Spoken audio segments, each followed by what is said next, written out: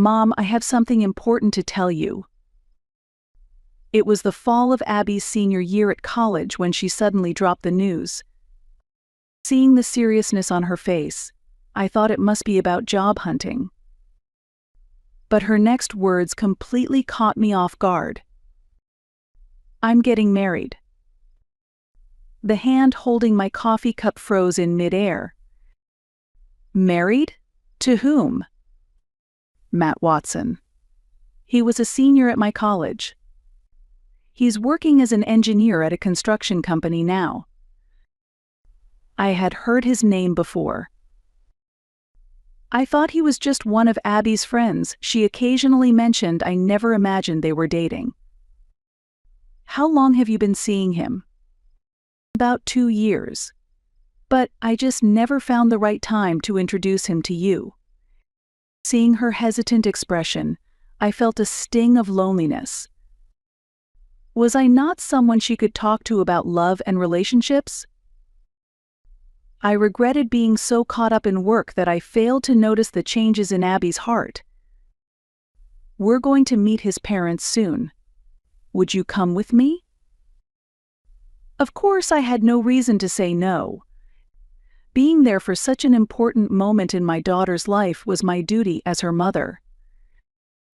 A week later, we visited the Watson family home in a wealthy residential neighborhood. The impressive gate and house made me a little nervous. It turned out Abby's fiancé came from an even more prestigious family than I had imagined. Matt was polite and clearly cared for Abby deeply. Quiet and reserved like an engineer, yet when he spoke, he was thoughtful and kind. But the problem was his father, Tom Watson. "I run a construction company." When he handed me his business card, I was shocked. Watson Construction was a major name in this region. And Tom Watson himself was a prominent figure in the local business community. "I'm Wynn Piper. I work in home management services." "Ah, I thought so," Tom said with a nod of satisfaction. He didn't ask for my card. He clearly wasn't interested. It must have been tough, raising a child on your own. Being a single mother can't be easy. But now that Matt's here to support Abby, things should be more secure for you. I immediately sensed the pity behind his words along with a dismissive tone toward me. To him, I was nothing more than a charity case his son had taken on. "Matt is going to take over the company one day. I'd always hoped he'd marry someone from a more suitable background. But I respect his choices. Abby seems like a good girl. And you, Ms. Piper, won't have to worry about your living situation anymore." His tone suggested that I was financially desperate and being rescued by this marriage. By the way, I hear home services are quite trendy these days. But in the end, it's just an extension of housework, isn't it? Not really a business, more like a hobby that brings in pocket money. His comment was openly dismissive of my work. I saw Matt pale next to him. "Dad, that's..." "Stay out of this. I'm just speaking from experience." Tom silenced his son and turned back to me. "Ms. Piper, it may have sounded harsh, but I'm simply being honest. I think it's admirable for women to work. But let's be real, it has its limits." He lit a cigar and went on. "Actually, I've taken an interest in a home service company recently. Ever heard of Piper Services?" I quietly shook my head. It was started by a housewife with no real experience. She got lucky, I suppose? It's grown in size, but at its core, it's amateur hour poor cash flow management, no strategic hiring, terrible marketing. A classic case of emotion-led leadership. Tom puffed on his cigar, looking quite pleased with himself.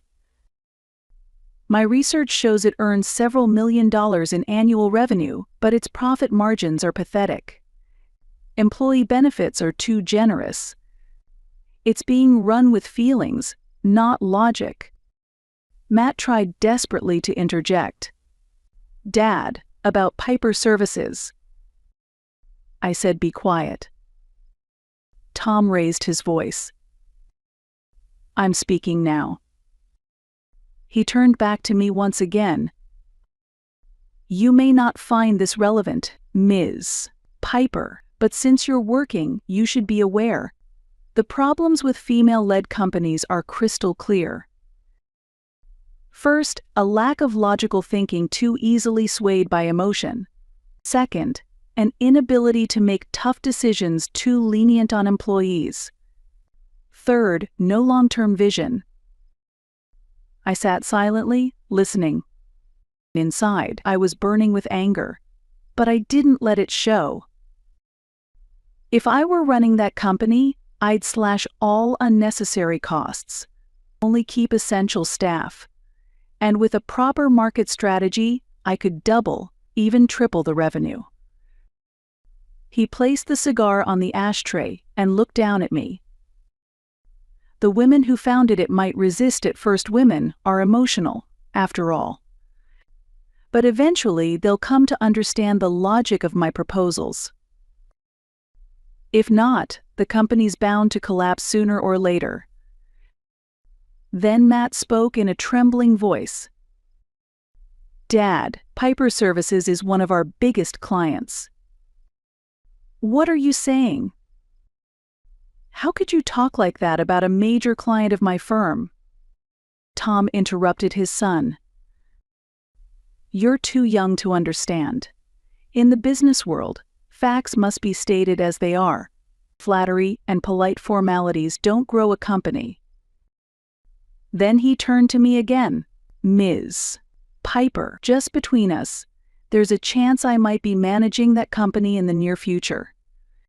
Depending on the terms, I might even consider hiring you. Of course, under proper operational oversight."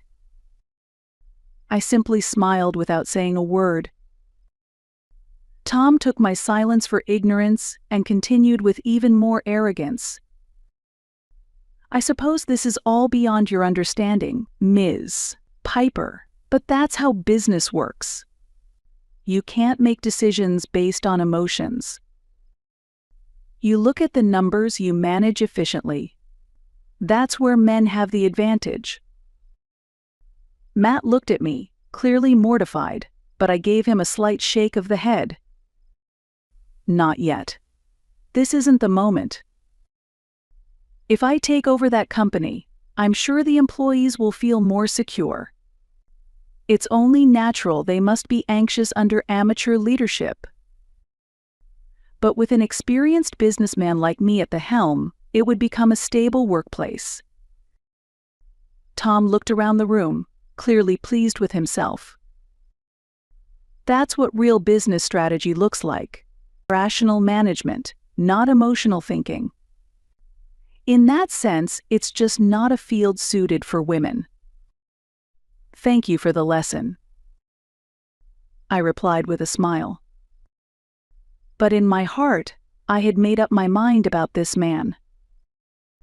A person who judges others by appearances and dismisses anything that doesn't fit his worldview. Even if he were to become my daughter's father-in-law, I would keep my distance from such a man. On the way home, Matt said apologetically, "Ms. Piper, I'm really sorry. I never thought my father would say those things." "Don't worry about it. You're nothing like him, are you?" "Of course not. I've known from the beginning that you're the founder of Piper Services. Your company handles all the cleaning for my firm. I heard everything from Abby and I truly respect you." Yes, Piper Services, the very company Tom was so eager to acquire, was mine. And he hadn't even realized that the founder was sitting right in front of him. Abby, too, spoke nervously. "Mom, what my father-in-law said was awful. I'm sorry. It's okay. You don't need to worry. I reassured her, but deep inside, a small sense of unease took root. What if he said something like that on her wedding day? I wouldn't let him ruin the most important day of my daughter's life. So I began preparing for the worst-case scenario. More than anything, I wanted Abby to be truly happy. That desire, I think, ran even deeper in me than in most mothers. Because 16 years ago, even now, the memory of that day still tightens my chest. Abby had just started first grade. I, Wynn Piper, was 32 years old at the time. As a full-time housewife, my life was modest but happy. Are you Ms. Wynn Piper? We're calling from the police. My husband, Ben, had been in a car accident. He died instantly. With one phone call, the peaceful life we knew shattered completely. I was thrown into a whirlwind of funeral arrangements, insurance paperwork, and government filings. Reality hit like a ton of bricks. Our life, which had depended on my husband's income, completely fell apart. There was life insurance, but once I factored in the mortgage and Abby's future, it was nowhere near enough to feel secure. Mommy, when's Daddy coming home? That single question from Abby was what sealed my resolve. I would protect her. No matter what it took, I wouldn't let anyone steal her future. The first job I found was early morning janitorial work, cleaning office buildings from 5 to 8 a.m. The pay was low, but I could return home before Abby woke up. During the day, I took a part-time job at a local supermarket. In the evenings, I worked from home doing data entry. 3 jobs a day, all while caring for Abby. I slept maybe 4 hours a night. There were times I nearly collapsed from exhaustion, but Abby's sweet voice saying, "Good job today, Mommy," was the best medicine in the world. Though our time together was limited, I made it count. Every night, no matter how tired I was, I set aside 30 minutes just for us. We talked about her day at school, her friends, her dreams. Abby understood how hard I was working. More mature than other children her age, doing things herself, getting ready in the morning, doing her homework, even taking her bath.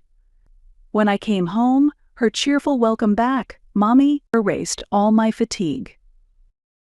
As the years went by, our rhythm stabilized. Abby excelled in school and made many friends. I got better at my jobs and slowly started saving money. But a question began to grow in my mind: is this enough? By the time Abby entered college, I would be nearing 50. Could I truly support her dreams with my current income? Wasn't there something more stable, more sustainable for our future?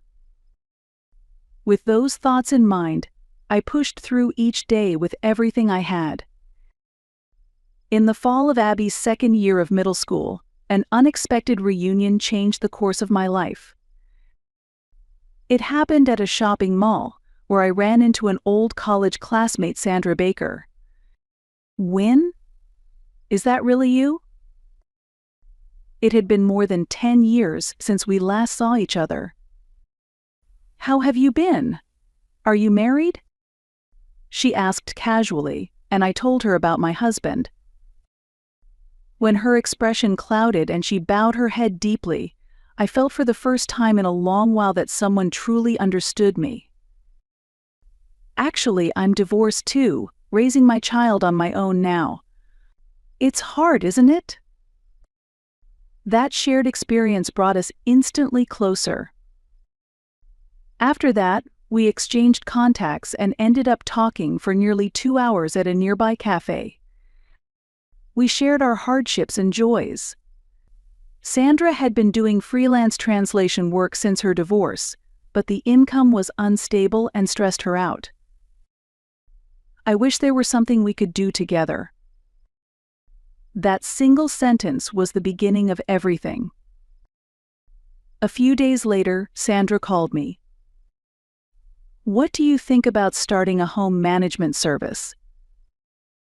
She had already done extensive market research in aging population, a rise in dual-income households, and time-starved modern lifestyles.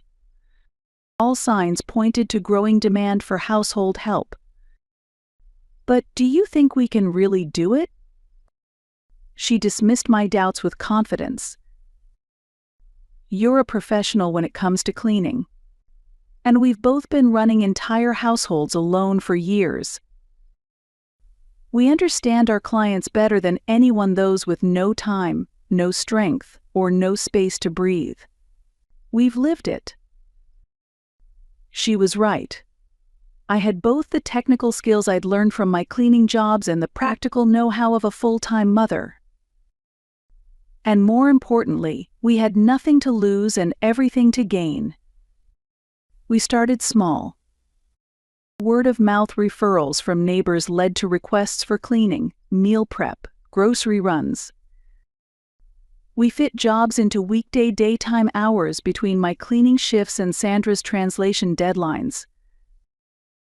Sandra handled sales and finances. I focused on operations and staff training. At first, it was just the two of us. But within 6 months, our team had grown to 10.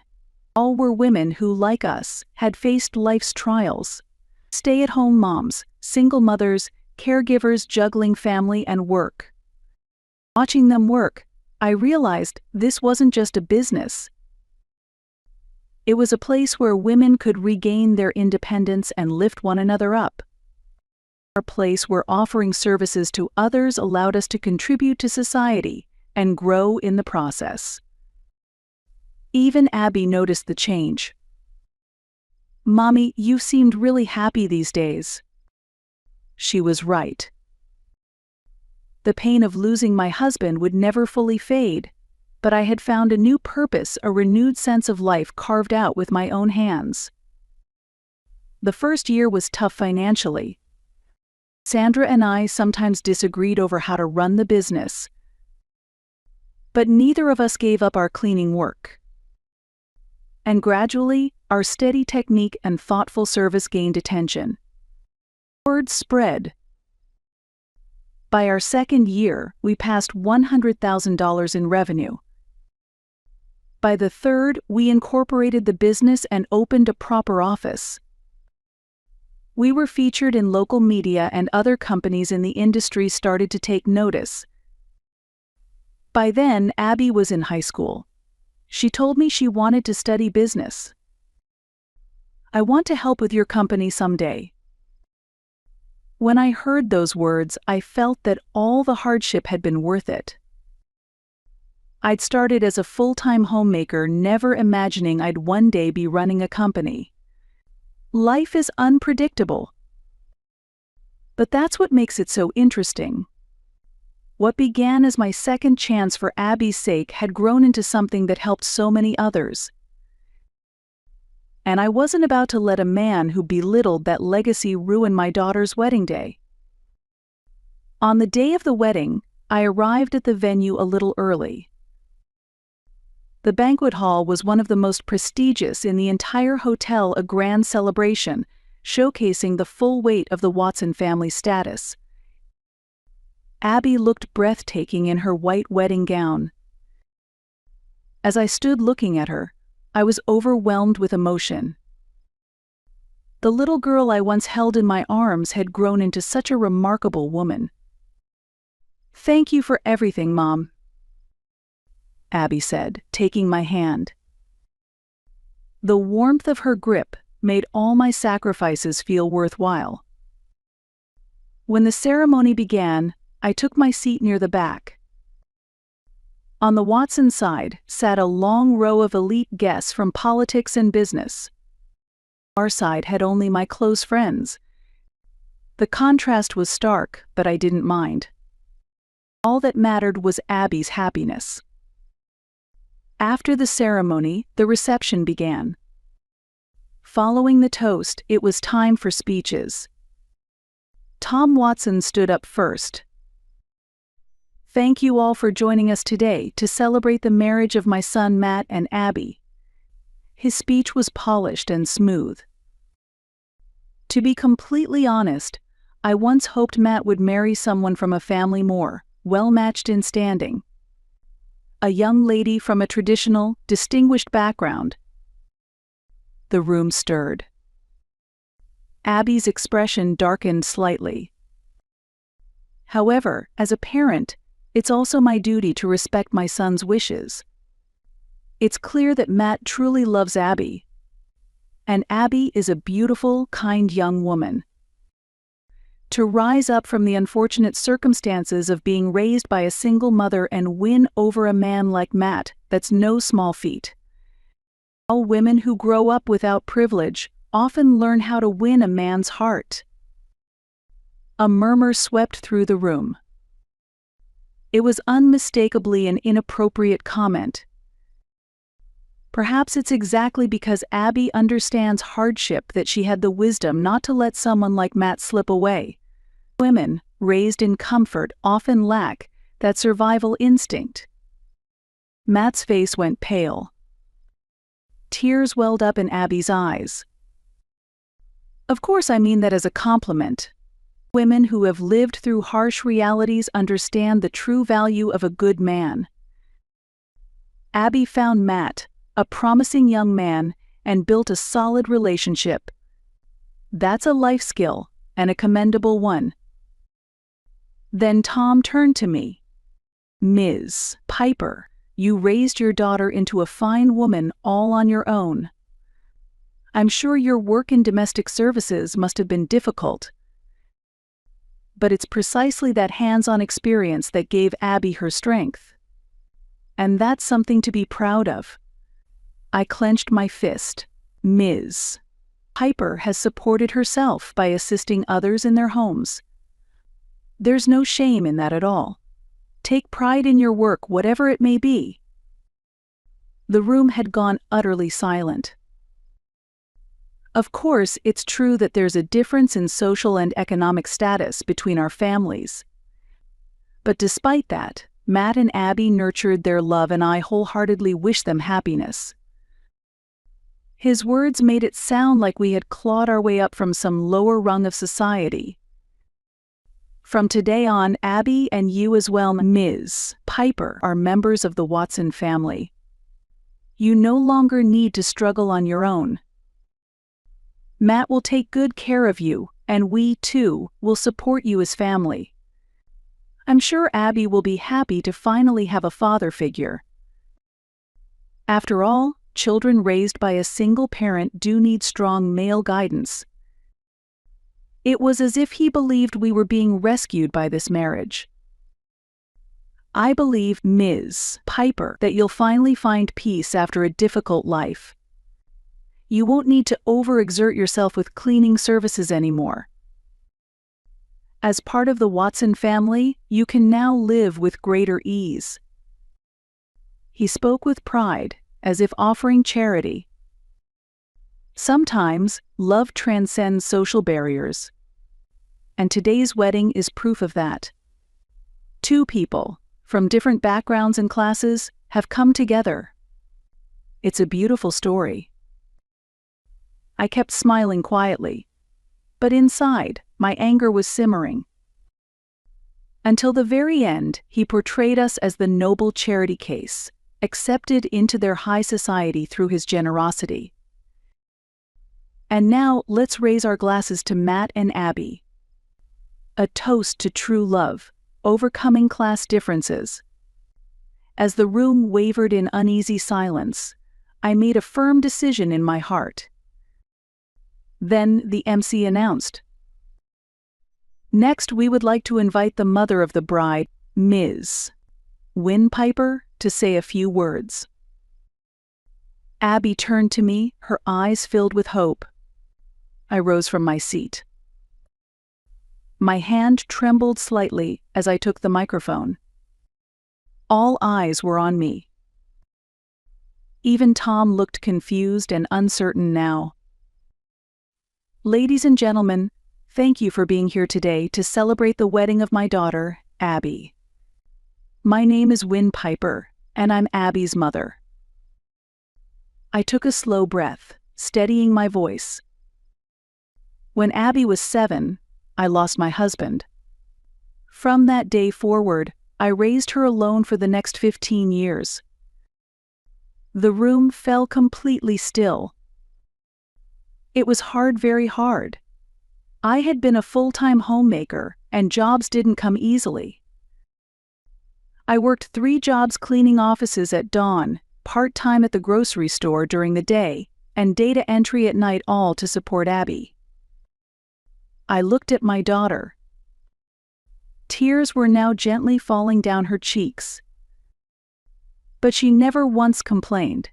She'd always greet me with a smile and say, "Good job today, Mom." It was her strength that kept me going. I heard soft sobs ripple through the crowd. 10 years ago, with my friend Sandra, I started a home service business.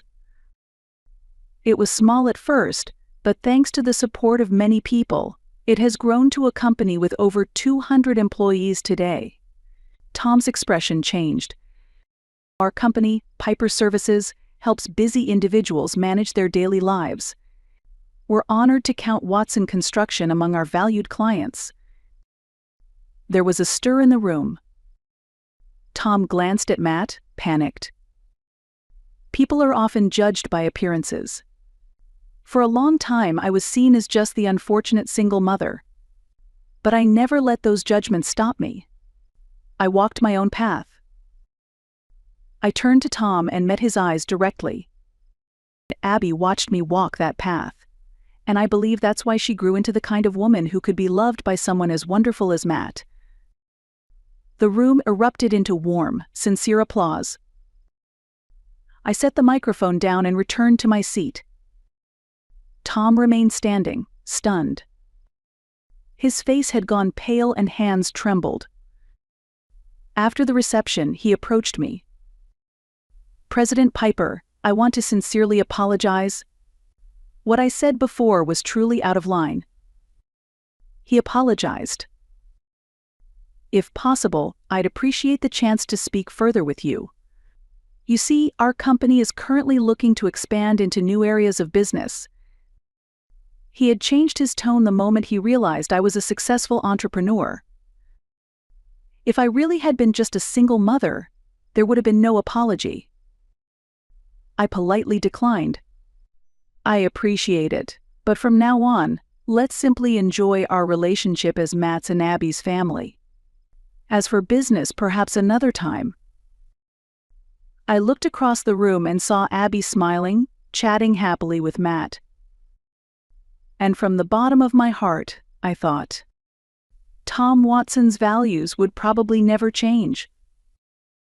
But if my daughter was happy, that was enough. Half a year after the wedding, I received an unexpected call from Matt. "Ms. Piper, do you have a moment? There's something I'd like to discuss about my father's company." His tone was different, serious, troubled. Something was clearly wrong. The next day, Matt and Abby came to visit me. Matt looked grim, and Abby was visibly worried. "The truth is, my father's company is in serious trouble," Matt began. "After the wedding, he lost the trust of many employees. A number of them were at the ceremony and heard what he said to you." I was stunned. I hadn't realized Watson Construction employees had been present. He's always talked down to his staff. But this time, it pushed people past their limit. Abby chimed in. "Mom, there are a lot of women in management at Matt's company, and they were especially furious." Matt nodded. "My father has made sexist remarks before, But this time, speaking that way to a successful businesswoman like you, well, it sparked something. The women in the company all began to speak up at once. The situation was far worse than I'd imagined. We've even received complaints from major clients. They've said they can't continue doing business with a company run by someone with such outdated views. Matt continued. The worst part is, my father reacted with anger. He doubled down, said the women were being too emotional, and that the clients were just overreacting. He refuses to take any responsibility. I let out a long sigh. So how is the company doing financially? Pretty bad. A third of our key clients have canceled contracts, and half of our top employees have quit. Nearly all of our female project managers are gone, Abby said with concern. Matt's been stuck in the middle of all this. It's been so hard on him. My father insists this is just a temporary issue, but that's not reality. The company's survival is at stake. I was quiet for a moment thinking, so, what do you want to do? Matt looked straight into my eyes. I want to take over the company and rebuild it. But I can't do it alone. I need your help, Ms. Piper. My help. Yes, I want to form a business partnership between my company and yours to build a new model that combines construction and service. More than anything, I need someone like you, someone respected, to help restore trust within the company. I paused, then responded. All right, but I have conditions. Whatever they are. First, Tom must fully step down. Second, the company culture must be reformed from the ground up. No more sexism, no more bias. Every employee must be treated with respect. Matt nodded without hesitation. Absolutely, that's my goal, too. He later confronted his father and demanded the transfer of executive power. Tom, of course, exploded. But once the full scope of the crisis came to light, the board had had enough. Eventually, they all demanded Tom's resignation. He lashed out, calling Matt a traitor and ungrateful, but even his older brother, the company's largest shareholder, told him, Tom, it's over. Finally, Tom accepted reality. Publicly, he stepped down for health reasons, and Matt took over full leadership of the company.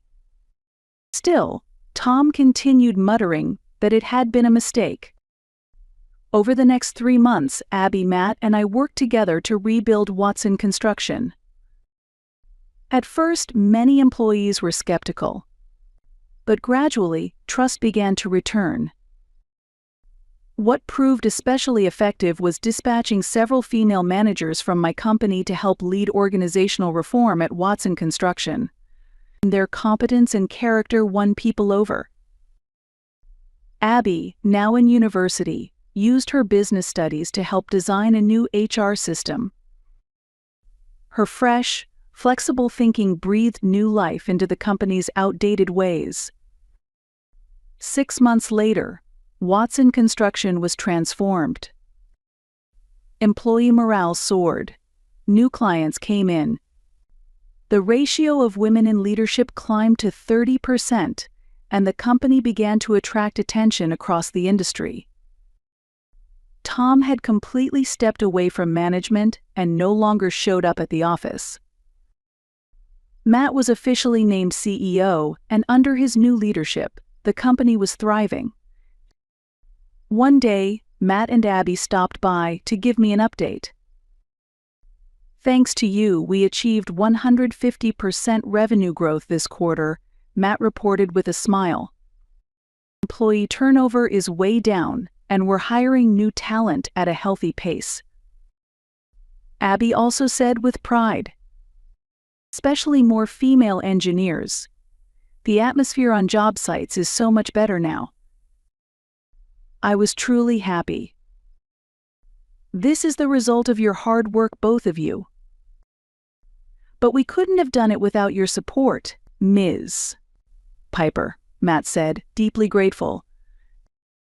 How are things with your father? When I asked, Abby hesitated slightly.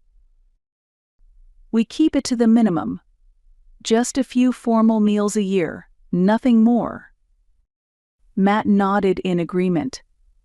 He still refuses to admit he was wrong. But we won't let him anywhere near the company again. As family, we'll do the bare minimum, but no more than that. I understood. Sometimes keeping distance is necessary to preserve peace. That sounds right to me. The two of you just keep walking your own path.